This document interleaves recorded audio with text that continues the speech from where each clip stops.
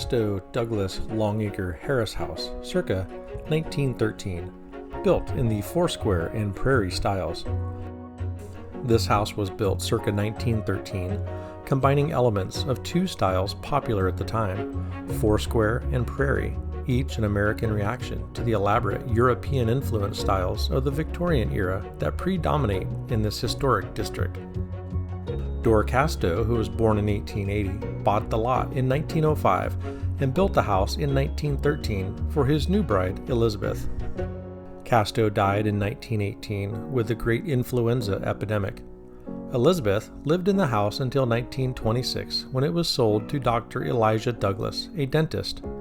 Dr. Douglas lived here until his death in 1982. Steve Longacre owned and performed restoration to the house from 1992 to 1997. The 5,400 square foot house is listed in the National Register of Historic Places and has been restored to its original condition. The ornate iron fence surrounding the front lawn is original.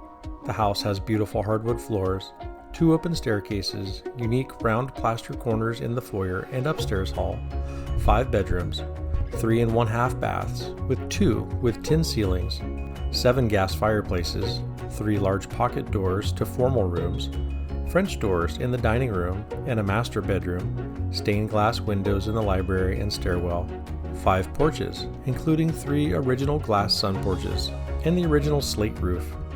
A large billiard room in the basement area features a fireplace, hardwood floors, and stained glass windows. Upgrades include new heating, central air, plumbing, and electrical. The 3rd floor has been renovated to a master suite with bath. Catherine and Charles Harris have occupied this beautiful house since 1998.